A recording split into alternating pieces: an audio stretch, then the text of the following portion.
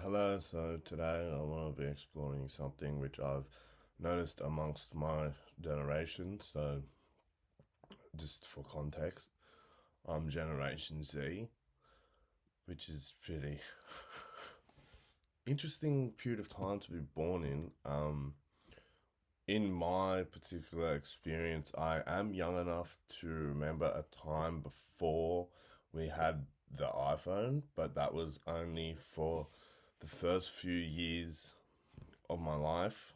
Um, I think the iPhone came out when I was about 7 or 8, and that amount of change which has happened since I was first born at the start of the millennium to now is pretty ridiculous. For 20 years, it's pretty crazy. You can't. I don't know. Perhaps I'm a little bit biased, but I don't think that things have changed that fast in a 20 odd year period at any other point throughout history.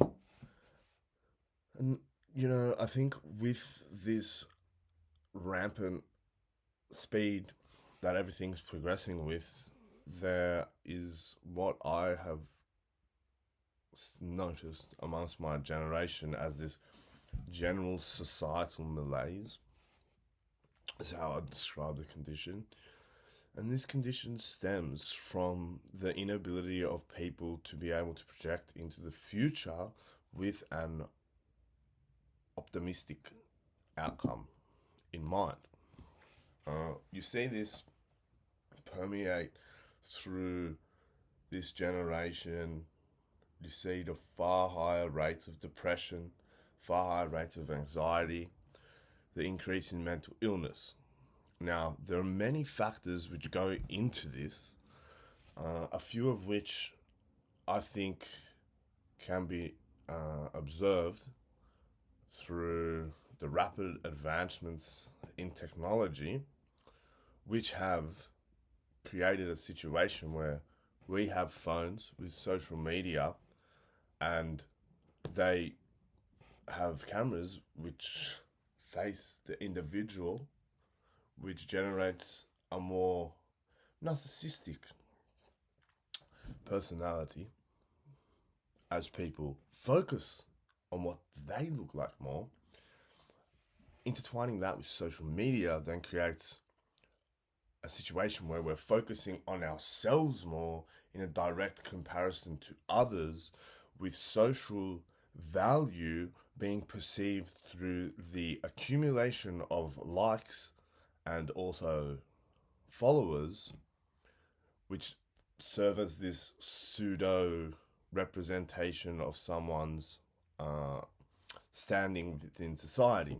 And it's a shame that people care more about the followers on an application than creating meaningful relationships in their life.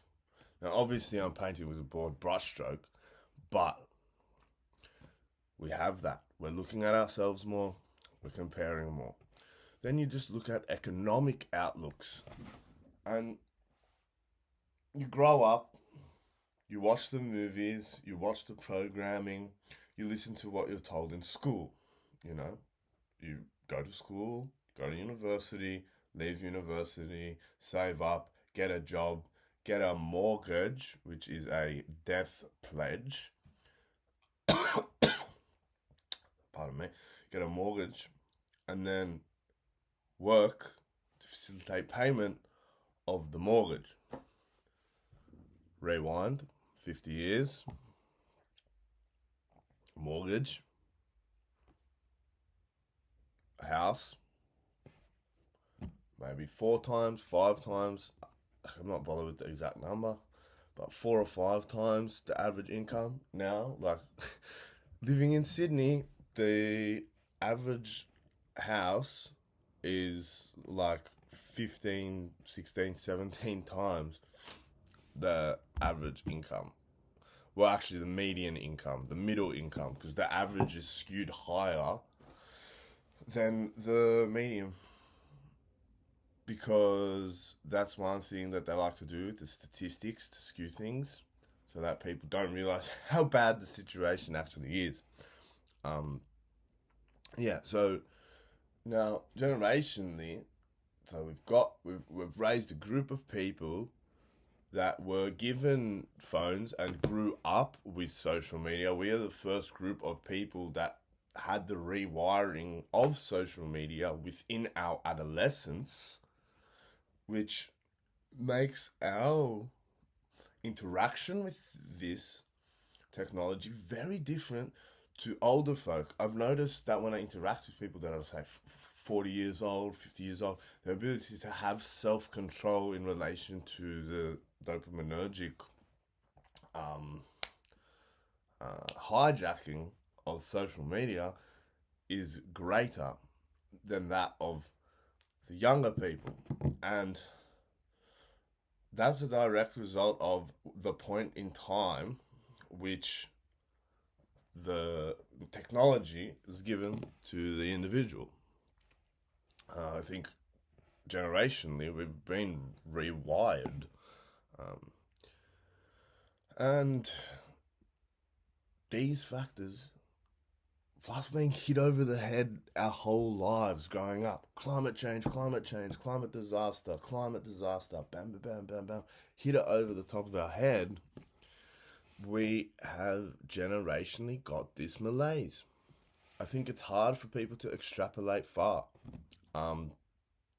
You look at the state of relationships and that the gender war that is going on the internet. Like, it's crazy because it's very easy to get caught up in, oh, men, oh, women. But evidently, the algorithms are making us butt heads with each other, at least to some degree. I don't know.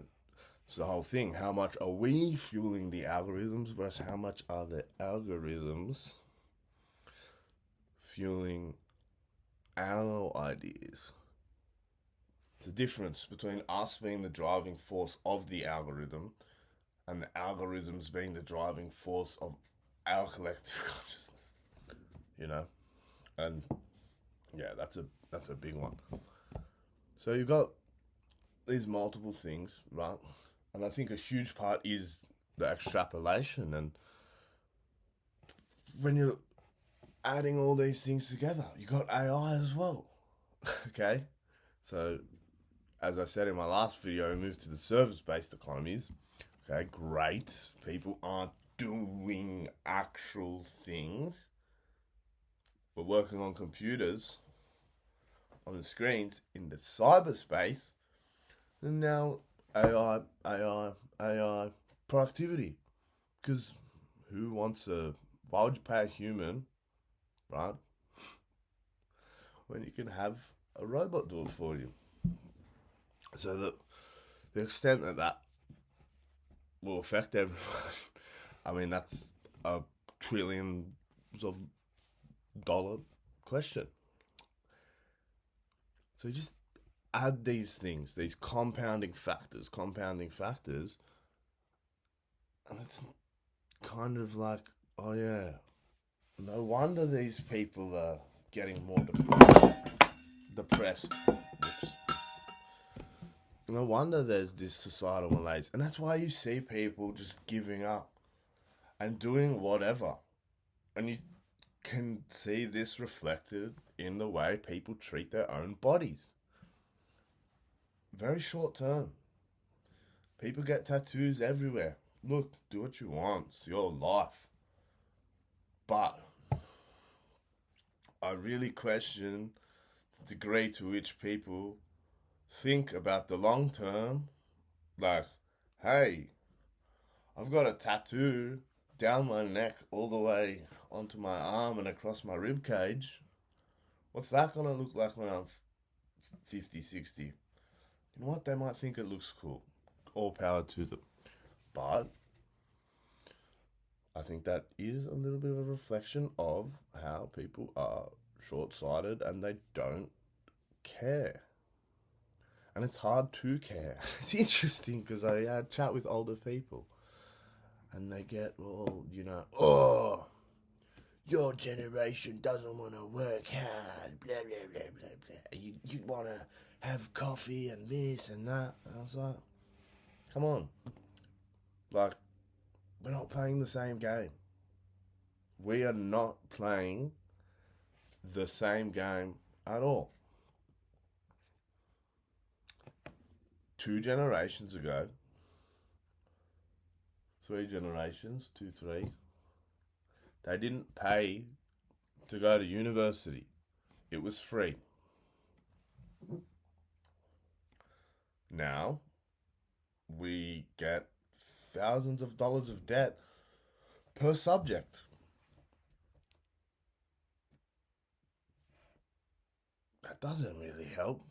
And you tell everyone to go and get these degrees and go into these jobs that work in the cyberspace.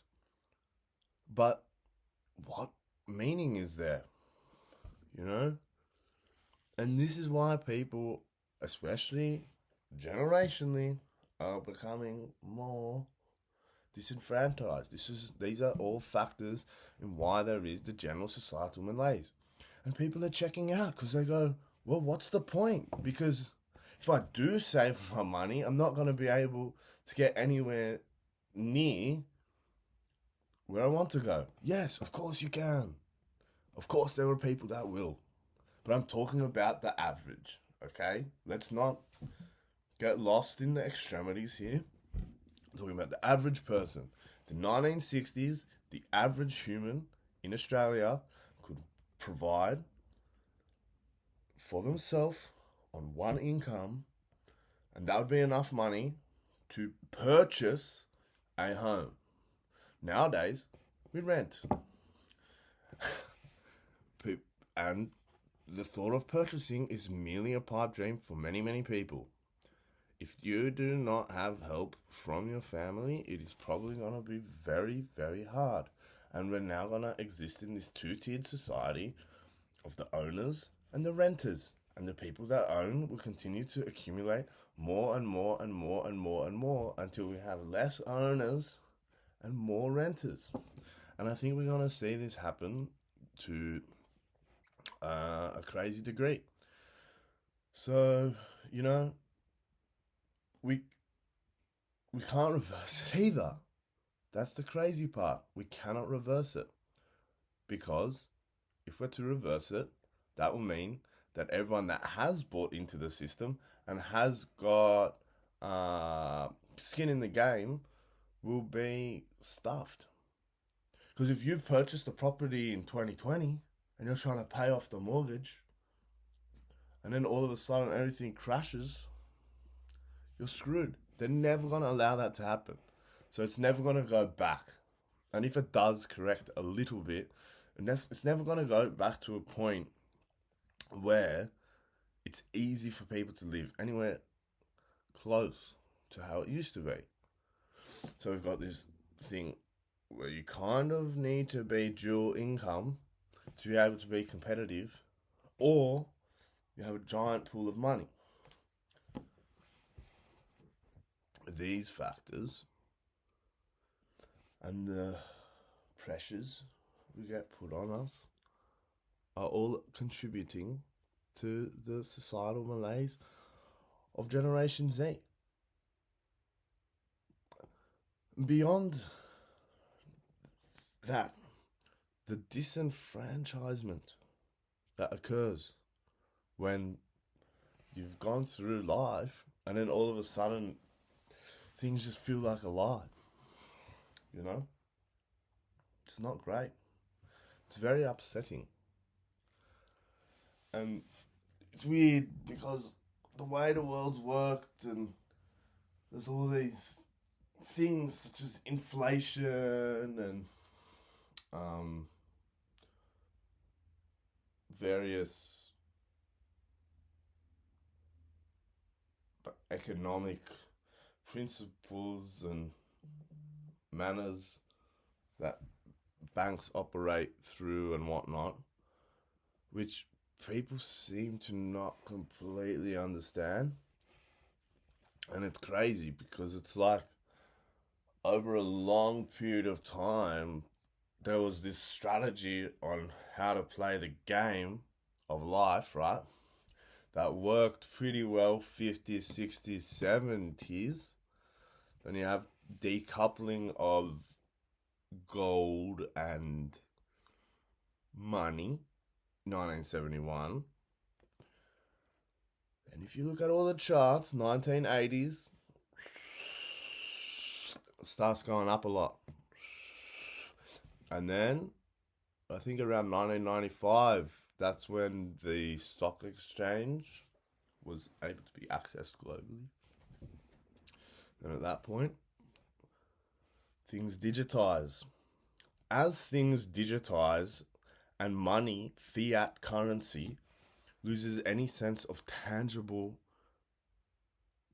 tangibility, right? Back in the day, I had the coins in my pocket. I had the cash in my pocket. Okay, back in the day, that's how things would occur. You'd be completely cognizant of what you're spending and how much the money is. Even though they're just promissory notes, still, to physically have it in your hand and give it away means something. Now, everything's so digitized. It's all just numbers on a screen. Pardon me. It's all just numbers on a screen. Numbers on a screen, you know? It's easy for people to be completely lost when it's just numbers on a screen. And all you see is the numbers go up. So generationally, we've grown up, we've been thrust into this world that's changed super fast. Everything you're told to do turns out, not to necessarily work very well. And then we have all these economic factors, and being plugged in with our phones into this constant cyberspace, which has made things really, really difficult, And the difficulty in achieving security in relation to shelter is a huge factor in not reproducing. Why do you think people are not having as many kids? Do you think that people would have more children if everything costs less? Because unfortunately, the way the capitalist system works, you need to have money to play the game. And in order to facilitate that, you need to be earning an income. But the amount of money needed for more mouths is obviously more. And so I think, like, generationally, we're just not going to be reproducing. I think that's what's going to happen. Like, if I extrapolate out 10, 15 years, our stability and assuredness in our future is nowhere near the same as prior generations. This lack of assuredness will manifest itself in there being less reproduction and less coupling up. You see the way that people work, and because there's access to so many options now within the sexual marketplace, people are far less inclined to stay monogamous in the same way that relationships used to function, like 50, 60 years ago. You see the rates of divorce up astronomically. And so when this comes back to like a continuation of the human species, you see where there's a lot of issues in this generation underlying the general malaise that you see. and why there is a lack of motivation, and why people aren't buying in the same way. Because the contract's completely different. The social contract is not the same. And I think it's sometimes frustrating to try and communicate to older folk how we are not living in the same world. It is not the same at all, especially in the West. And especially since things became digitized and we're so interconnected now. The internet, it's ridiculous. The flow of information is absolutely insane. We're constantly bombarded, and it's really difficult to like turn off. You know, everywhere you go, you're hit with stuff. You're hit with advertisements everywhere you look. On your phone, constantly advertising. It's hard. It's hard to not get sucked in too much. At least to some degree, like on a subconscious level, I'm saying. Like, yeah. And I hope things get better. But I just think generationally it's going to be very, very different. Like the way we're going to interact with each other, the way we're going to go about reproducing. It's all going to be very different. And that's due to the world that we find ourselves in. Coming back to housing as well, yeah, the cost of, ever since COVID, the cost, what the average house would cost before COVID is now like nearly what an apartment is. This is another thing too. We're condensing people into smaller and smaller places, but guess what? That's a byproduct of there being more people on the planet.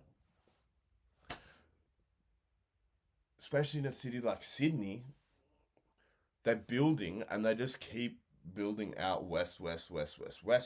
And it's just this urban sprawl. Now, you know, just because we build more houses further away from the city doesn't make living closer to the city any less desirable. So that's why you're going to see more and more apartments, high density. And that's just something that's going to change with the way we're living.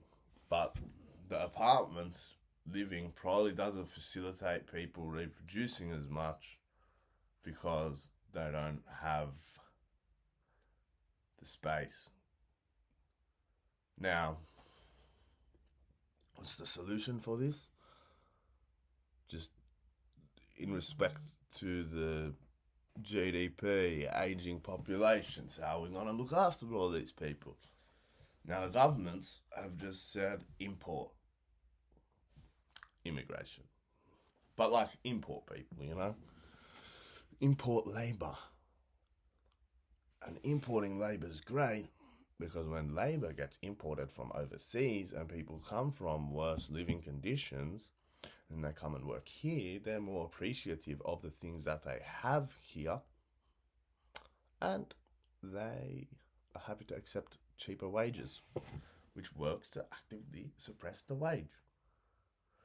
And it's crazy because here we have these whole industries where it's seemingly run just by recent immigrants. Whenever I talk to someone pretty much at a gas station, Uber, they're almost always like from South Asia, you know. And that ties in with the uni system as well. You know, a lot of them studying, they work hard. And the thing is though, the immigrants, I feel like, are a lot more driven and hungry to actually succeed than people who are born here, as we've like been accustomed to a more casual life and whatnot. But yeah, I've got on a bit of a tangent there, but the main thing is like the societal malaise in the generation. And yeah, hopefully you can understand a few factors of why people aren't buying into the system and why there are issues for the youth and why that's being reflected in jobs, etc. It's not merely that lazy generation. No. There's many factors at play and there's a lot that's worked to demotivate us. This is a society that has worked in order to give people everything that they could desire, but lacking security over things that they need.